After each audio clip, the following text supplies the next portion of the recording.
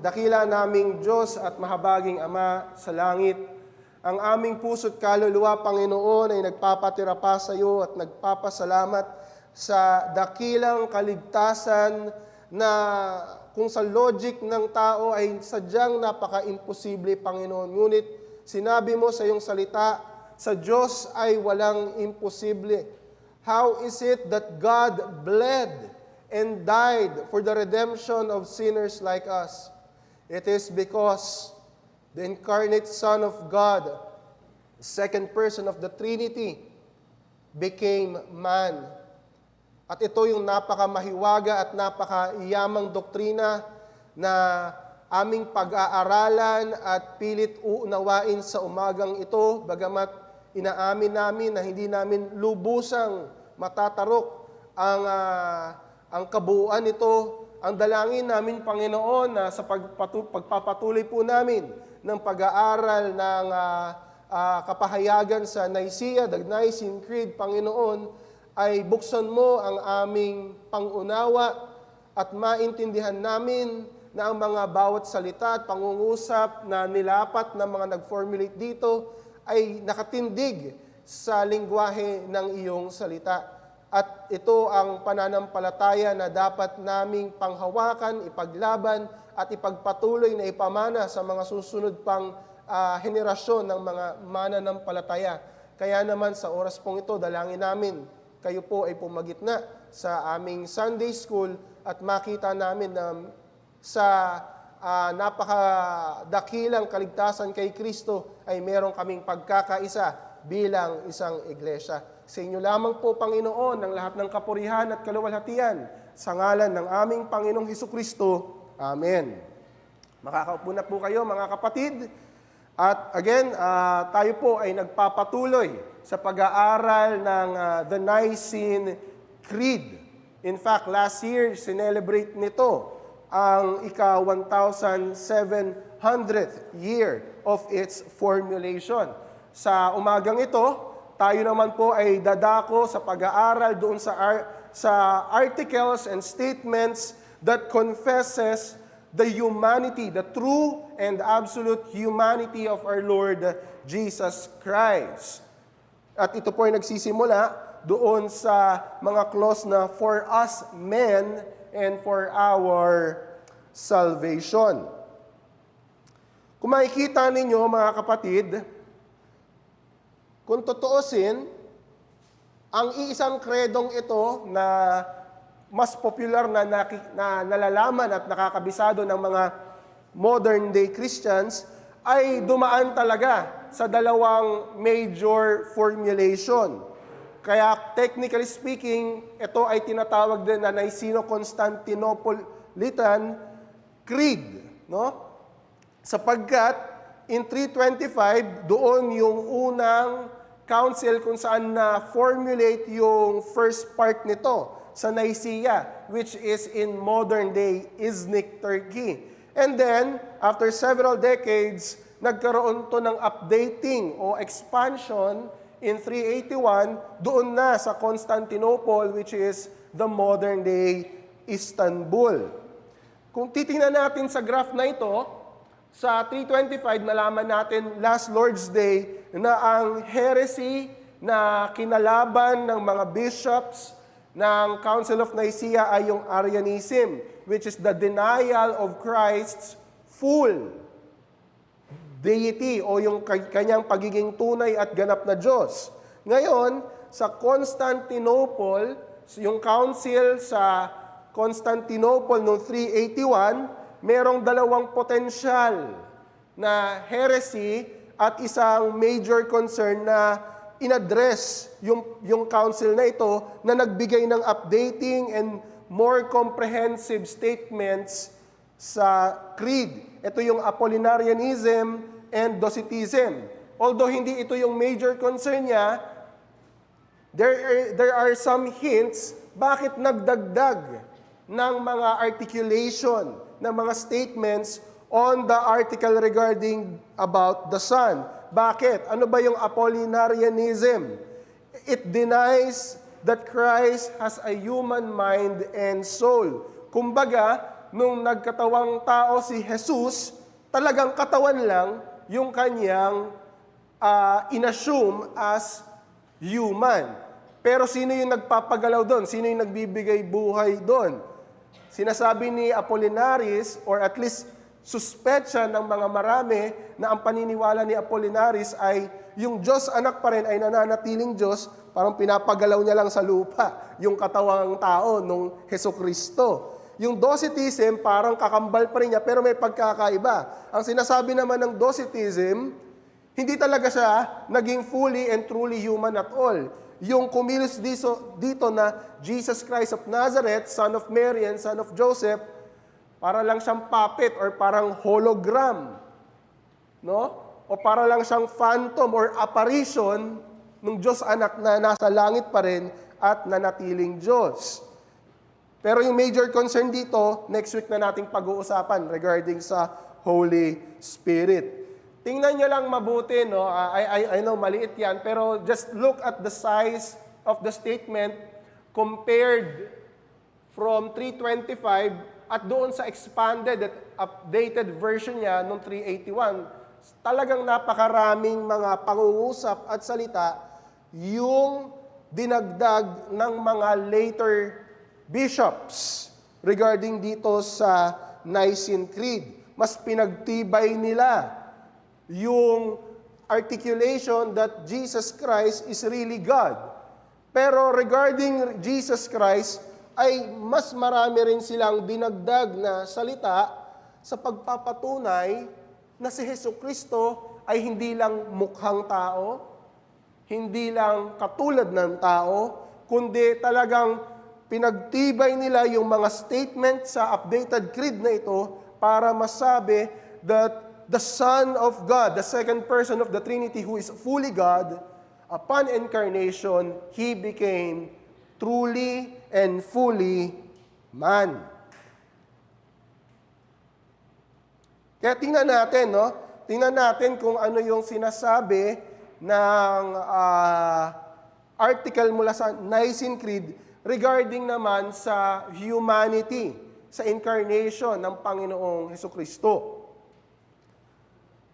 Itong sinasabi ng Creed, for us men and for our salvation, He came down from heaven, was incarnate by the Holy Spirit and the Virgin Mary, and was made man. For our sake, He was crucified under Pontius Pilate. He suffered death and was buried. On the third day, He rose again according to the Scriptures. He ascended into heaven and is seated at the right hand of the Father. He will come again in glory to judge the living and the dead, and His kingdom will have no end. So, napaka-ikling statement lang, no, para i-summarize yung 4 Gospels about the life and work of Jesus Christ. Kasama pa doon yung mga visions of appearances niya kay Paul at sa Revelation.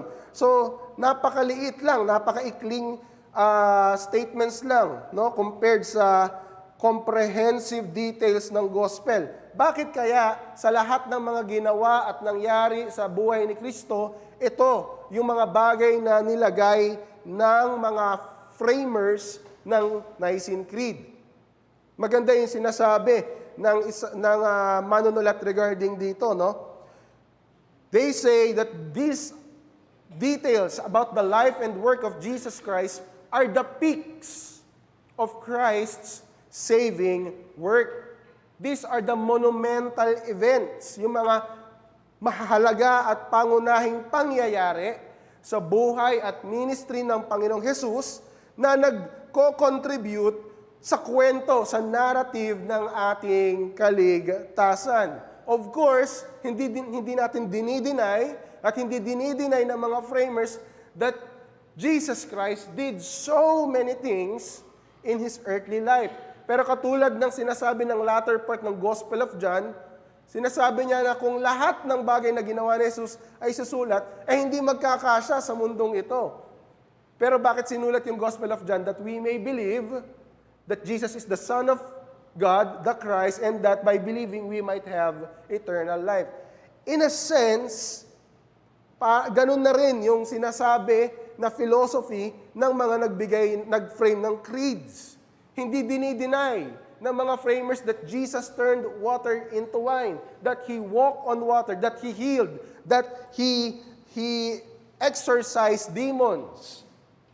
Pero bakit sa lahat ng mga ginawa ni Jesus, ito yung mga nilagay nila, it's because these are monumental events, important events that is the narrative of our salvation. Sabi ni Jared Ortiz and Daniel Keating sa kanilang librong The Nicene Creed, when we confess these fixed events in the creed, we are also implicitly including the entire scriptural narrative of salvation. Kasi ang Nicene Creed po ay nakafocus sa essential doctrines of salvation. Although masasabi natin they are more on orthodox side rather dun sa Protestants' understanding of the gospel, yung evangelical explanation of the gospel. Kaya hindi lang Protestant ang gumagamit ito, maging Roman Catholics and even Eastern Orthodox. Pero katulad ng sinabi ko, what if we deny that Jesus turned water into wine, that He walked on water? What are the things that we implicitly deny? We deny Him as the Messiah. Well, it's also damning. But if we rule out that Jesus Christ suffered and died under Pontius Pilate, mas grabing blasphemy and heresy ito. Bakit? Because it now becomes a denial of the historic event that secured man's salvation. At bibigyan mo ng strong hold yung mga Jewish at modern-day Muslim na sinasabi, hindi naman namatay si Kristo. Hindi siya yung napako, no? And those who reject these historical events will eventually forfeit their own redemption. Kaya tingnan natin, no, medyo theologically packed ang ating lecture for today, kaya medyo bibilisan ko rin and at the same time, pipilitin kong mas simplify ang pagpapaliwanag.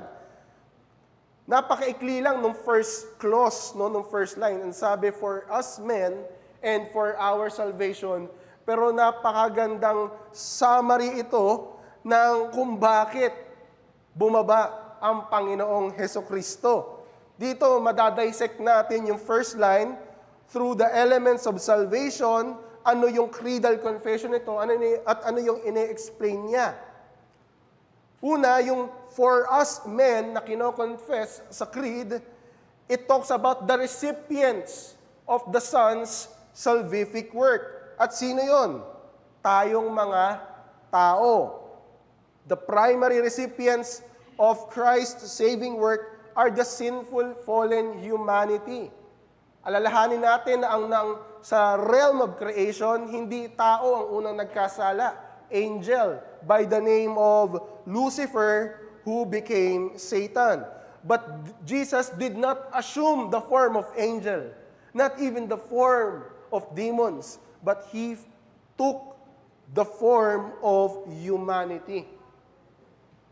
Dito pa lang kung lalaliman natin yung pagbubulay-bulay sa pagliligtas ng Panginoong Hesukristo, hindi man-centered ang gospel, mararamdaman na kagad natin yung pag-ibig at yung compassion ng Diyos sa atin na hindi karapat-dapat iligtas.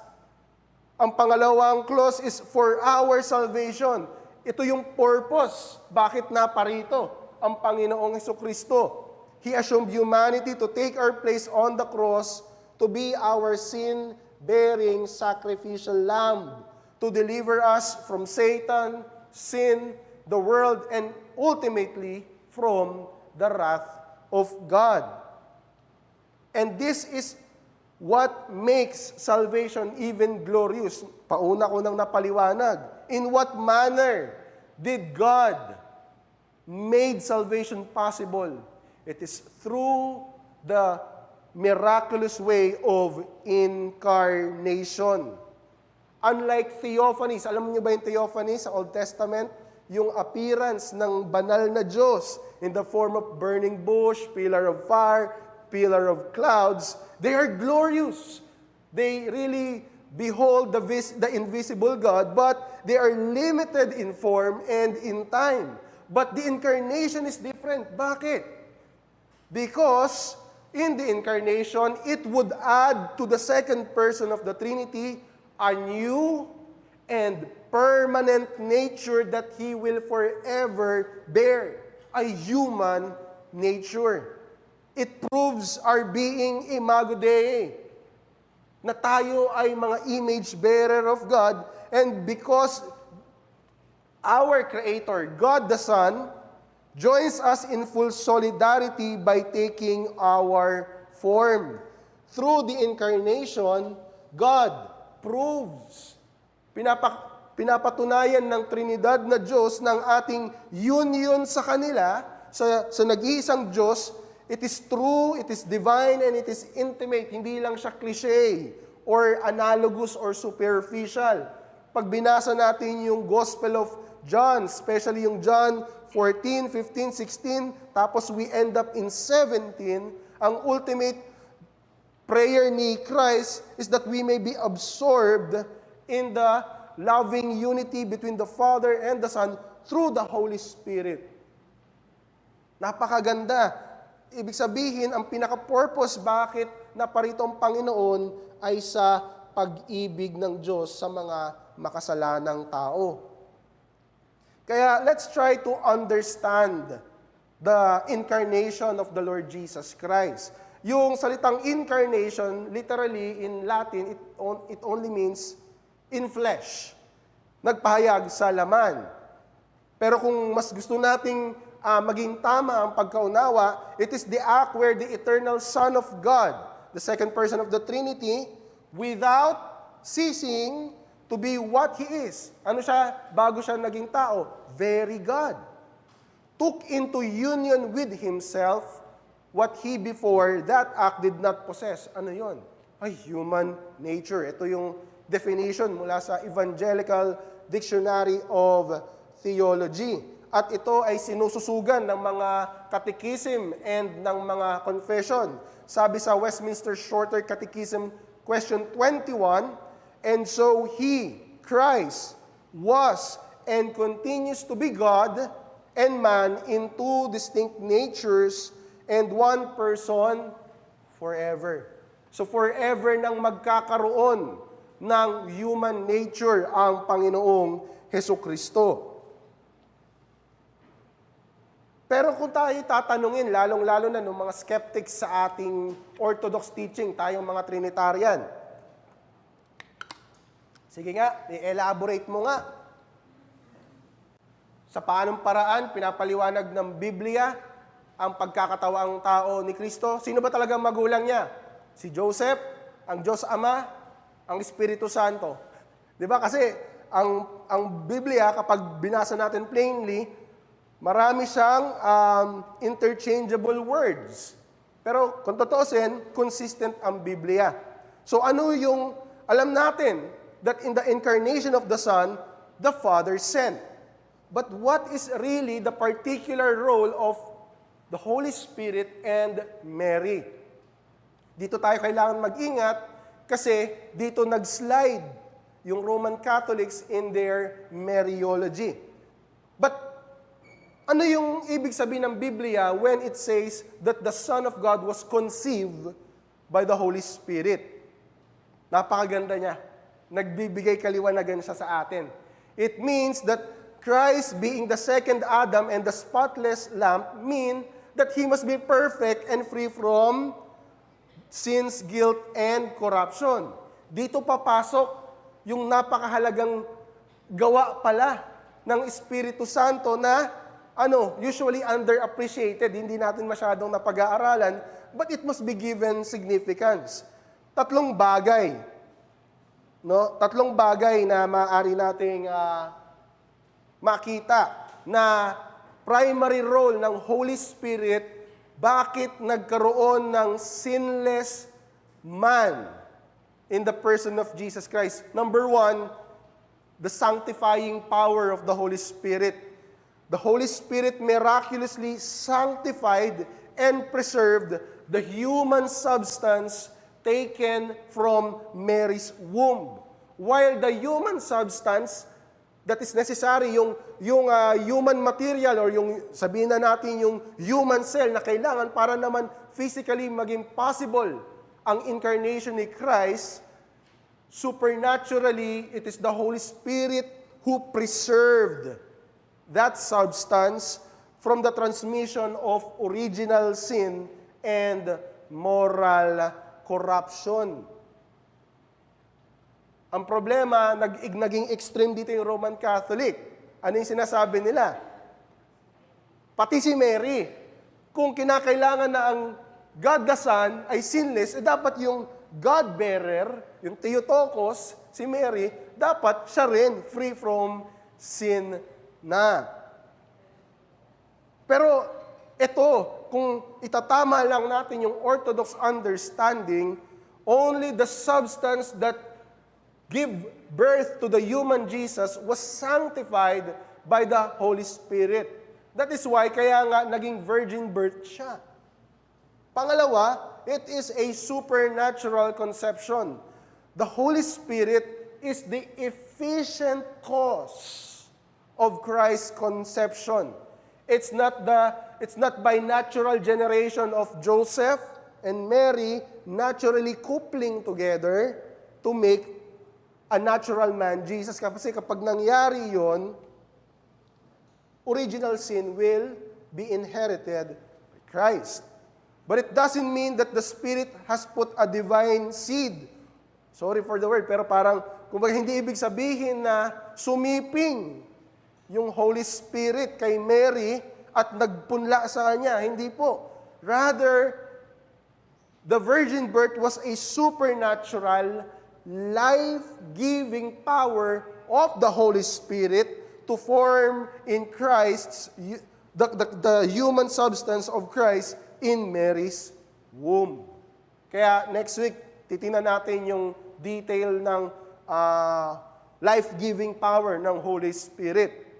At pangatlo, hindi natapos ang work of the Holy Spirit sa kapanganakan ng Panginoong Hesus.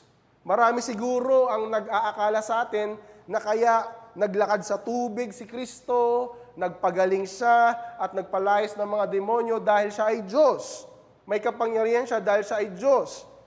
Actually, kung itatama talaga natin ang ating pagbabasa ng Biblia, the ministry of Christ was powerful not because He is God. Remember, kinubli niya nga ang kanyang pagka-Diyos. He did it in the fullness of His humanity, siya'y taong-tao, but in the power of the Holy Spirit. The Holy Spirit anointed Jesus' human nature, empowering Him to do signs, wonders, and miracle. Kaya naman, dito tayo, puntahan naman natin, ano naman yung role ni Mary, yung kanyang virgin birth, yung kanyang pagiging Theotokos. Again, dito nagkakamali ang Orthodox at Roman Catholic kasi yung Theotokos, which is in its strictest sense, it only means God-bearer. At ang emphasis nun, hindi kay Mary, dun sa kanyang ipinagdalang tao. Na yung kanyang pinagdalang tao, na tunay na tao, ay tunay na Diyos. Pero anong nangyari? Naging Mother of God. Correct pa rin, but it is a loosely translation that gave way to Mary worship and Mary reverence. But what is the role of Mary? Ang significance nito is it proved Christ's real human experience. She is instrumental, hindi siya yung efficient cause. Sino yung efficient cause? The Holy Spirit. But Mary was the instrument for sharing her own human material and substance in Jesus' body. She experienced real motherly love, affection, and connection to the infant Jesus. Dalawang bagay ang sinisignify ng virgin birth. that it is not a product of copulation, that implies that it's not a product of copulation implies that the infant was truly God. But the fact that it was actually born by a human mother proves that the infant is human. No? Kaya kung tayo ay nagnanais na maging tama kung paano natin naiintindihan at ipinapaliwanag ang incarnation, ano ba yung role ng Father, ng Spirit, at ni Mary? Ito po yun. Ito yung articulation ng Scripture na kino-confess ng Creed. God the Father sent, the Holy Spirit supernaturally conceived, and Mary miraculously and at the same time naturally bore. And the result is what? God the Son was made man. Miraculous yung conception ni Mary because wala siyang natural husband. Hindi siya sumiping kay Joseph. But at the same time, he bore the Son of God for 9 months. That's why at the same time, it's natural. And the birth was natural. Anong ibig sabihin ng pagpasok o ng pagiging tao ni Jesucristo sa ating mundo? Napakaganda. The Creator entered into the history of the world. God the Son willingly submits Himself in the realm of space and time. Sa theology proper, kapag pinag-aaralan natin yung attributes ng Panginoon, He is outside His own creation. He is outside the dimension of His creation of space and time. But in incarnation, yung uncreated one, pumasok sa realm of His own creation. Sabi pa rin nila Jared Ortiz and Daniel Keating, by the way, mga Roman Catholics to. Kaya limited yung aking pag-quote sa kanila, kinuha ko lang yung orthodox truth ng kanilang libro. No? Sabi nila, our Christian faith is not a set of timeless myths, but a story of God making a real world, truly interacting with that world, and finally entering that world through the incarnation in order to bring it to perfection. And I would add, redemption and restoration. Talagang makikita natin yung tunay na pag-ibig ng Diyos sa kanyang nilikha. Nakisalamuha siya. He dwelt among man. Punta tayo sa mga narratives regarding the passion and ascension of the Lord Jesus Christ. Kung titingnan natin, bakit siguro nagiging curious kayo, no? Doon sa Apostles' Creed, Athanasian Creed, at dito sa Nicene Creed, apart from Jesus Christ and Mary, bakit kaya sa lahat ng taong nakasalamuhan ni Jesus, si Poncio Pilato pinangalanan? No? For our sake, He was crucified under Pontius Pilate. So, paunti-unti nating dissect yung mga linya, no?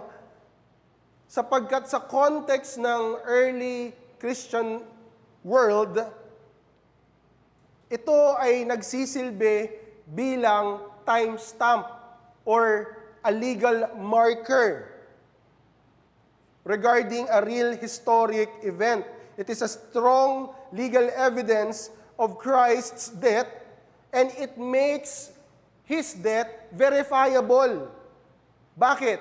Because they gave a specific name of a Roman governor who ruled on a particular period, and it coincided during the time that Christ was crucified. Kung sasabihin lang natin na namatay si Kristo under the rulership of a certain Roman ruler, pag tinanong, sino yun? Di ko alam eh. It makes the Christian defense of the crucifixion narrative vague, nagiging malabo, sapagkat kailangan mong magbigay ng pangalan upang magiging investigative yung mga inquirer. For example, mga kapatid, pag sinabi kong si Hercules at si Thor, naglaban sila noong 2000 BC sa Greece, maniniwala ba kayo? Hindi, kasi alam natin, mga mythological story or mythological character sila. Pero pag nagbanggit na ako ng pangalan ng isang taong tunay na buhay at sinali ko yung pangalan niya sa isang kwentong barbero, ibig sabihin sa kwentong gawa-gawa lang, mape-pressure ako kasi kailangan kong patunayan yun. At kayo, magiging investigative kayo at i-inquire nyo dun sa taong yun kung totoo bang nangyari yung kwentong yun at kasama nga siya. At kapag napatunayan nyo na hindi totoo yung kwento ko, babalik sa akin yung paratang na ako ay nagsisinungaling. Ganun kalakas ang loob ng mga Kristiyano noon. They need to name the name Pontius Pilate so that Christians of all generation can trace back the veracity, yung factual element that Christ indeed was historically crucified.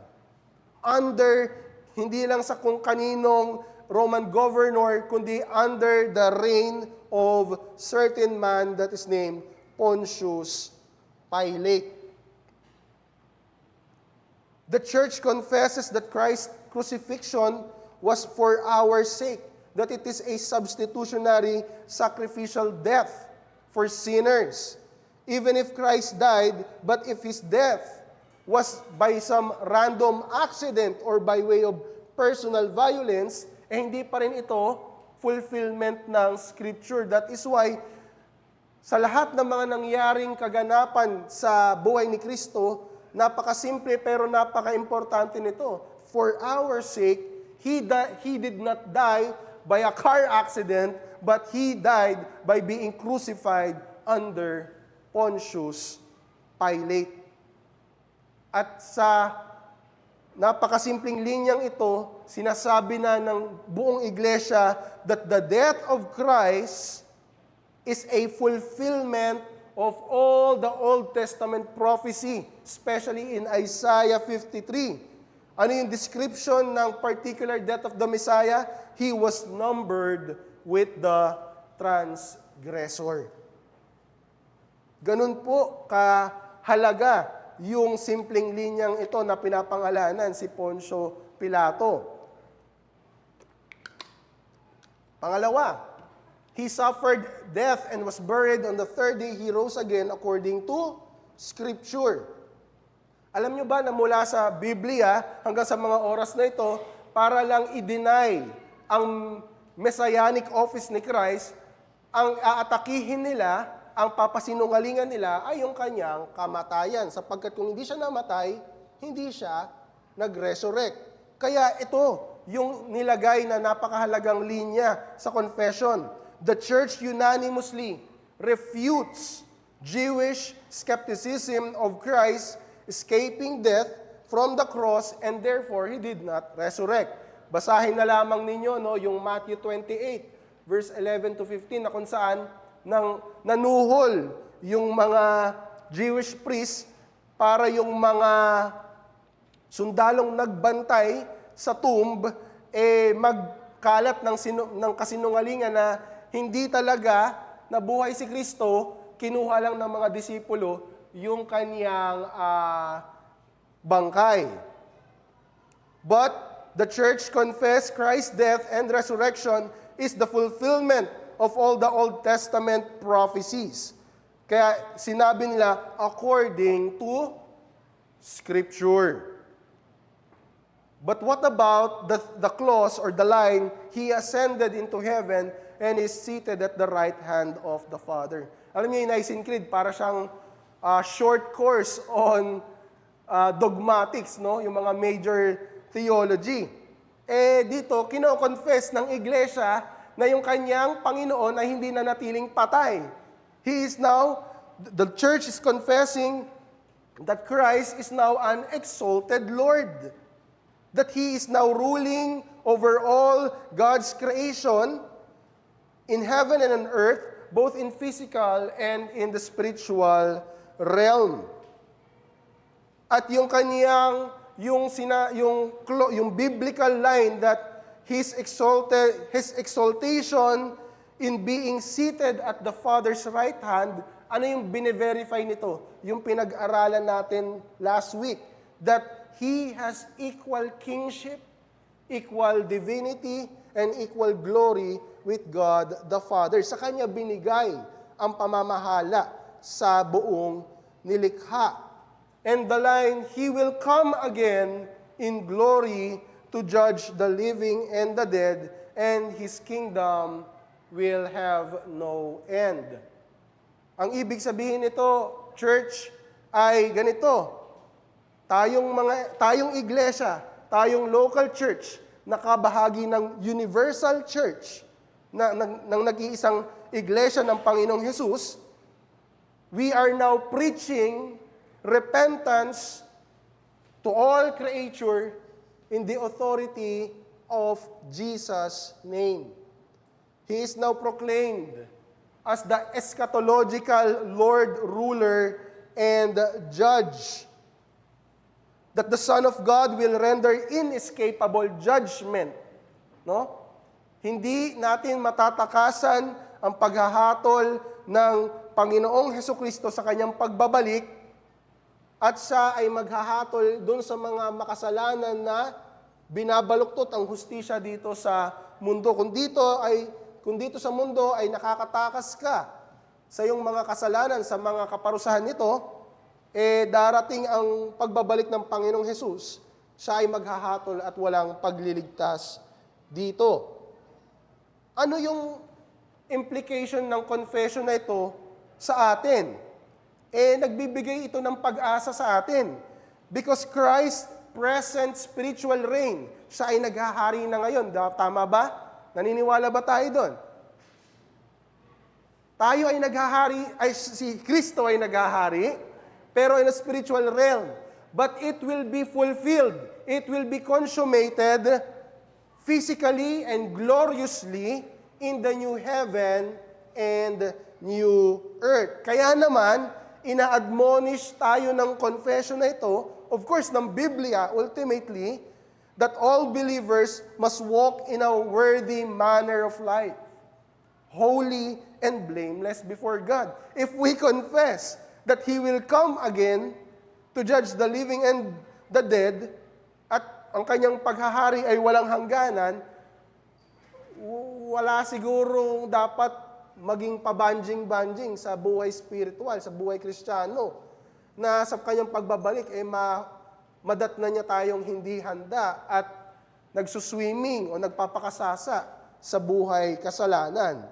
Kung tayo ay Orthodox Christian, hindi yung Eastern, kundi if we are confessing orthodoxy, we believe that Christ will return to judge. Ngayon, napaka-doctrinally packed nung ating pinag-aralan, no? At maraming anggulo ang pwede nating bigyang diin.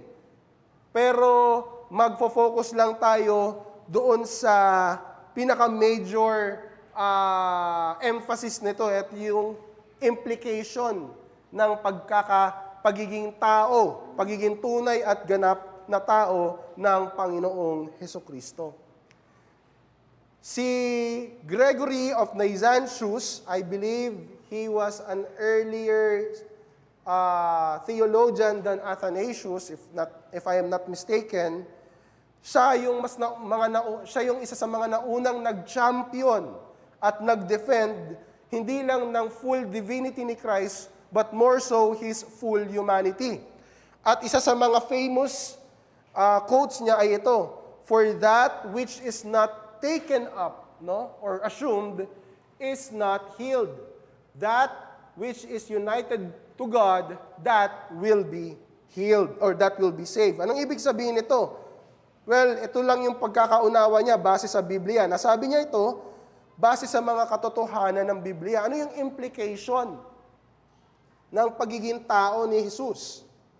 Ang sinasabi lang niya sa quote niya, if Christ can only redeem or save what He assumed in humanity. Again, may mga potential heresies na nire-refute yung expanded Nicene Creed. Yung mga heresy na nagsasabing hindi 100%, hindi ganap yung pagkatao ni Jesus. Ngayon, if that is the philosophy, if Christ assumed only a human body, but not a human mind or soul, ano yung maliligtas? Di yung human body lang. But we know that our human body is just a vessel of our soul. Kung hindi nagkaroon ng human soul si Kristo, the soul remains condemned and will still suffer eternal punishment. So parang wala yung saysay yung kanyang incarnation. Bakit?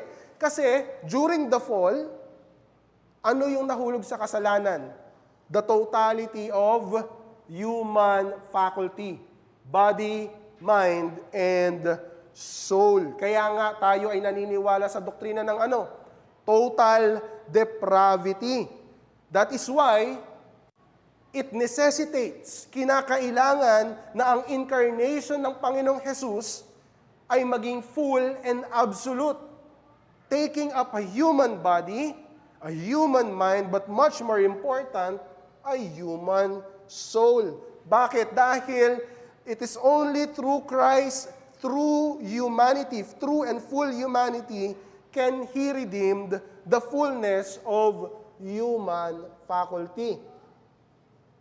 Sapagkat kapag tayo ay hinatulan ng Diyos at itinapon sa impyerno dahil tayo'y wala kay Kristo, hindi pwedeng itatapon yung katawan lang, tapos lulutang sa kung saang neutral place yung kaluluwa. Hindi, ang sinabi mismo ng Panginoon, matakot ka sa Kanya na pagkatapos kang patayin, yung kaluluwa mo itatapon sa impyerno. The totality of human faculty will be condemned. That's why Christ has to assume total humanity. Ang sinasabi ngayon, magkakaroon tayo ng summarization. Ang sinasabi ni Kevin DeYoung, as the Chalcedon Creed affirms, ito naman yung mas technical version na nagbibigay ng emphasis sa one person and two nature ni Christ, yung Chalcedonian Creed. The incarnate Son has two nature, two homoousios. No? The Son who is almost homoousios with the Father according to the Godhead is also homoousios with us according to nature. Anong ibig sabihin ng homoousios? Exact same nature. Kung siya ay naging lesser God compared to the Father, hindi niya maa-accomplish yung sacrificial redemption natin. Kasi kung ang mga anghel nga na hindi nagkakasala ay hindi lubusang makatingin sa kaluwalhatian ng Diyos Ama, actually ng Diyos Anak yun, sa banal na Trinidad, paano pa kaya kung siya ay mas mababang Diyos lang kaysa sa Diyos Ama? Pero sinasabi ng Biblia, inilapit niya tayo sapagkat siya ay may kaluwalhatiang kapantay ng Ama. Pero paano naman kung ang kanyang pagkatao ay lesser human kaysa sa ating mga ordinaryong tao? Well, it makes redemption of full humanity inadequate. At yung kanyang pagiging sympathizing priesthood at yung kanyang compassion, it makes it pretentious. Pagpapakunwari lang. Kaya naman, sa pagiging Diyos, He is of the same nature with the Father, pero sa kanyang pagkaka-incarnation, He is of the exact same nature with man, less the sin. Sa kanyang pagiging Diyos, He is begotten, pero sa kanyang pagiging tao, He is made. So yan yung tamang lengguwahe ng Biblia na ina-articulate, sinasummarize ng Nicene Creed.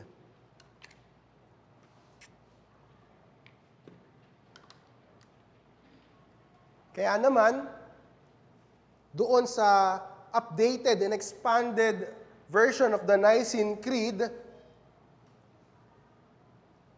nire-refute na nito yung dalawang extreme heresies regarding Christology.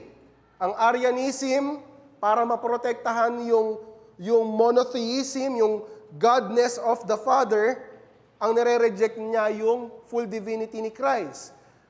Pero yung Docetism at yung Apollinarianism naman, pinoprotect nila yung full deity ni Christ, yung kanyang pagiging tunay na Diyos, nire-reject naman nila yung tunay at pagiging ganap na tao ni Hesukristo. Parehong unbiblical yun kasi parehong extreme. Kaya napakaganda ng Nicene Creed. Why? Because it gives balanced articulation of the Scripture's mysterious yet truthful dogma about the Son. That Christ, who was fully God, became fully man. Yan yung ating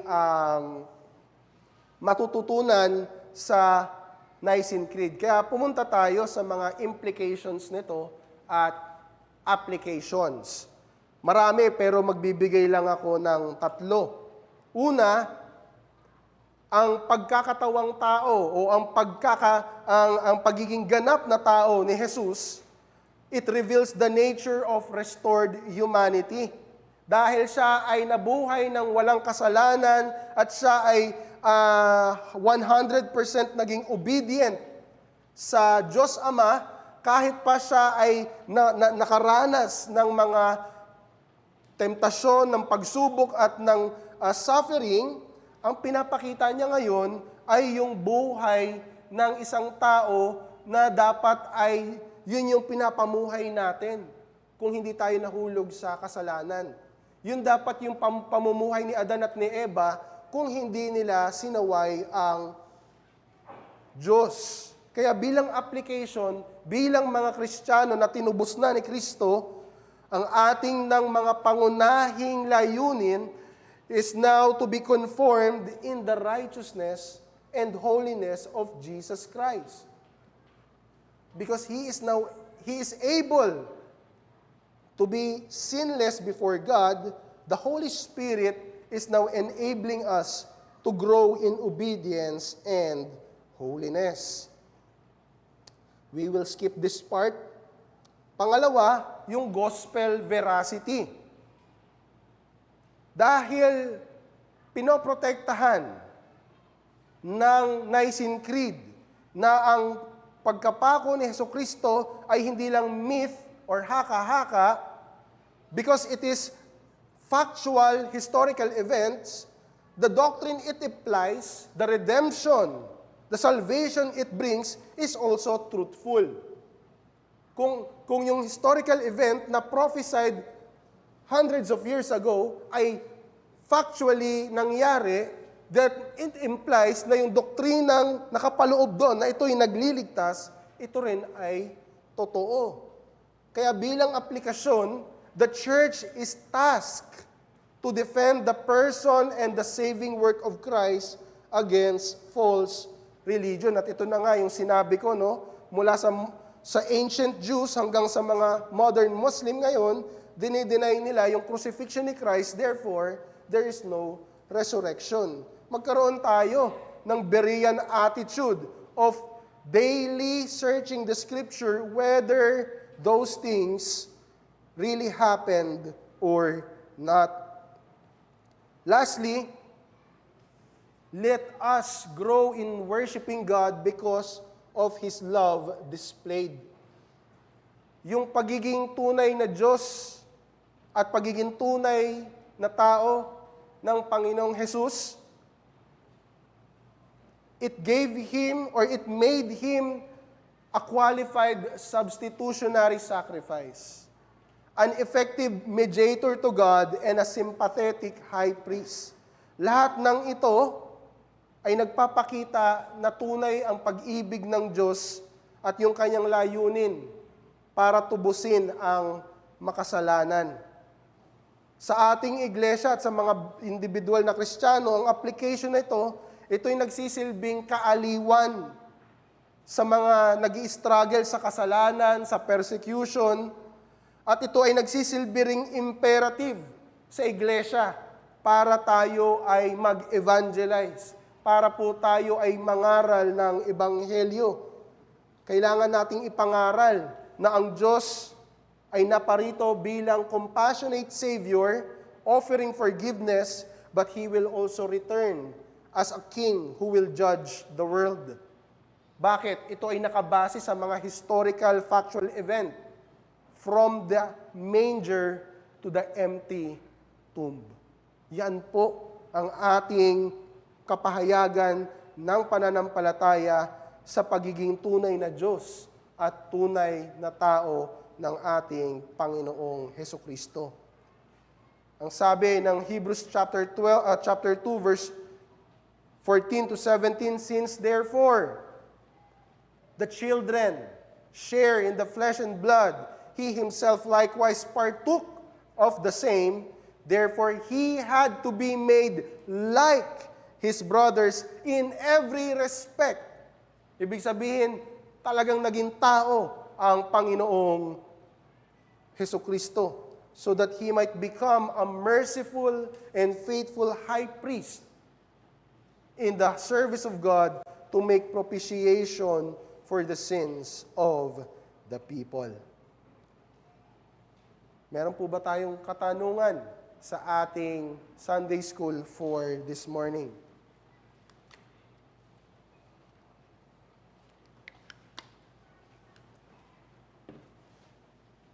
Baka may na-introduce akong terminology na imbis na magbigay kapaliwanagan ay lalo nahirapan sa pagkaunawa ninyo. Subukan nating ipaliwanag ulit.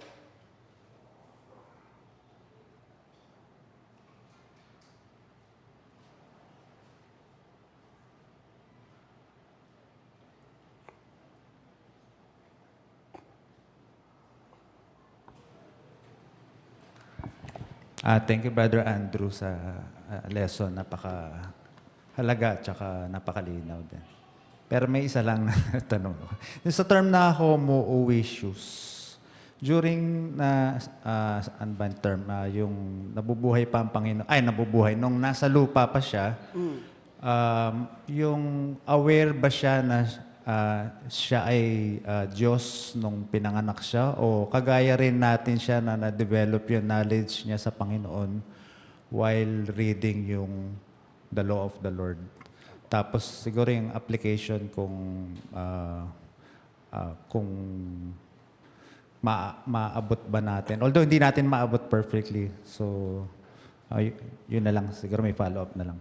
So may dalawang sets of statements mula sa gospel. No? Una, yung pagkakatawang pagiging tao ng Panginoong Hesus ay tunay at ganap. Ibig sabihin, theologically, talagang kinubli niya yung kanyang pagiging Diyos. Ibig sabihin, hindi niya to hinubad, hindi siya tumigil sa pagiging Diyos, pero hindi niya inavail yung mga powers and attributes niya bilang Diyos, and upon incarnation, talagang nag-submit siya sa pagiging tao. Kaya nagkalat sa gospel yung mga narrative na he grew in knowledge, in wisdom, naging limitado yung kanyang mga kaalaman, katulad nga nung yung hindi niya nalalaman yung pagbabalik, yung kanyang mismong pagbabalik, hindi niya alam, no? Pero in the latter part of his life, sinasabi lalo na sa John, nalalaman niya that he came from God and the Father sent him. I assume that that is a sense of divinity, na nalalaman niya na hindi lang siya ordinaryong tao, siya ay Mesiyas, at mula sa kanyang mga bukabularyo, he came from God. So, nandun na rin yung awareness niya na siya ay hindi ordinaryong tao, pero siya ay talagang begotten of God the Father. So, follow-up lang, Padre Andrew. So, pag nagpe-pray si Lord, wala siyang naririnig in his mind na direct word from the Father. Tapos, pag nagbibigay siya ng statement na kagaya nung kay Peter na Satan is asking me to sift your soul, parang ganon. So parang deduction lang yon based on his discernment sa kaalaman niya tungkol kay Satan tsaka sa kilos ng Panginoon. Yun lang po. Thank you po. So yeah, I think probably, Kuya Jerome, no, maaring ganun yun. Thank you. Good morning po. Question lang po regarding yung part na, so if Jesus Christ took on like the full and absolute incarnation, body, mind, and soul, so is it right to say he also had a human will as he was obeying the Father's will? Yes. Nagkaroon siya. Kaya sinabi niya, not my will, but thy will be done. Okay, thank you. Apa.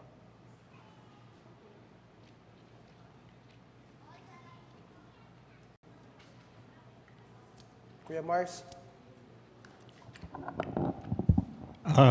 Kalat yung yung pakikinig natin ng impeachment, ano. May narinig ako doon na sinabi ng witness na term na motu proprio. Yung bang term na yan, pwede natin sabihin ginawa ng Panginoong Hesukristo dahil hindi natin kaya iligtas ang ating sarili. That term, motu proprio, meaning ginawa ng Diyos with in His own initiatives. Kahit na hindi natin hiniling. Pero ang Panginoon punta rito para iligtas tayo, nagkataon tao siya. ginawa niyang Diyos, medyo yun lang. Yung term na yon, pwede ba natin gamitin yon? That term sa Panginoon Jesucristo na the word motu proprio. Okay. Una, Kuya Mars, sorry, no, hindi ako nakinig ng nung impeachment. So hindi ko alam yung context kung paano siya ginamit. Pero siguro mag-agree lang ako dun sa huli mong sinabi na hindi natin kayang iligtas ang ating sarili, kaya mismong Diyos na yung nag-reach out sa atin. Yun ba yung gusto mong sabihin? Yes. Exactly. Yes, Okay, kaya yun yung sinasabi ng Romans chapter 5 that, but God demonstrated His love for us in that while we were yet sinners, Christ died for us. At yung expanded nun, yung previous verse doon ang nagsasabi that in our weakness, ibig sabihin in our ability to save ourselves, to deliver ourselves from our total depravity, inahabagang Diyos. Siya yung unang gumawa ng pagkilos para sa pagliligtas ng makasalanan. Bali, iniisip ko kasing gamitin to sa evangelism Parang ipakita sa kanila kung paano ang Diyos ay nagkusa na tayo iligtas dahil hindi natin kaya iligtas sa ating sarili. Salamat. Salamat po. Romans chapter 5 pwede mong gamitin pero hindi ko sure kung ano yung ibig sabihin ng context ng sinabi mong Latin term, Kuya Mars. No? So, Kuya Wancho. Good morning, Brother Andrew. Simple lang itong question ko. Si Mary, nagmula sa lahi ng mga kasalanan. So, pero lahat naman mga tinatawag na saints, nanggaling din talaga makasalanan ng tao. So, paano ba ang magiging tawag kay Saint Mary? Saint din ba? O para sa atin mga Kristiyano? Kasi pambihira lang na karamihan sa mga sumusulat sa Biblia, puro talaga mga alagad ng Diyos. So, they call them as saints. So, ano ba ang pwedeng itaguri din kay Saint Mary bilang ina ng Paiso Kristo? Ang lahat, Salamat. Apo, salamat Kuya Wancho. No? Ang lahat ng mga Kristiyano na mga dating makasalanan na nagsisi at nanampalataya sa ginawang pagtutubos ni Kristo Jesus, kahit gaano ka pa karumi nung ikaw ay nakaraan, nung nakaraan mong buhay, kung ikaw ay naging Kristiyano, napatawad ang iyong kasalanan, ikaw ay banal na. Hindi mo kailangan ng canonization o beatification ng Rome o ng Vatican, and you have no special sainthood. Pero sinasabi natin na bagamat tayong lahat ay pantay-pantay sa kaligtasan, ang ating paglago sa kabanalan ay hindi pantay-pantay. Depende sa ating perseverance, no? Pero regarding kay Mary, she is a saint in the sense that she believed in the salvific work of Christ, not because she was preserved from sin, at yung Immaculate Conception na wala siyang kasalanan, at hindi siya nanatiling virgin, at may heavenly ascension siya. Yun ay Roman Catholic false teaching. Sige po. Kung wala na, maraming salamat sa Panginoon. Manalangin tayo. Dakila naming Diyos at mahabaging Ama sa langit, maraming salamat po sa aming napag-aralan tungkol sa tinitindigang tamang katuruan ng iyong iglesia na ang aming Panginoong Hesus na tunay na Diyos ay naging tunay na tao. Salamat Panginoon sapagkat ang tanging layunin lang bakit siya naparito ay para tubusin ang mga makasalanang hindi naman karapat-dapat. But it is because of your great love towards us that Christ humiliated Himself even to the point of death on the cross, so that He may redeem us and bring us up to your presence. Nawa ito po ay maghimok sa amin sa isang mapagpasalamat, isang banal at isang reverent worship na aming ibibigay sa iyo sa araw na ito mula sa aming morning and afternoon service. Kaya naman ihanda niyo po kami sa aming pagsamba sa araw na ito. Sa inyo lamang ang lahat ng kapurihan at kaluwalhatian sa ngalan ni Jesus. Amen.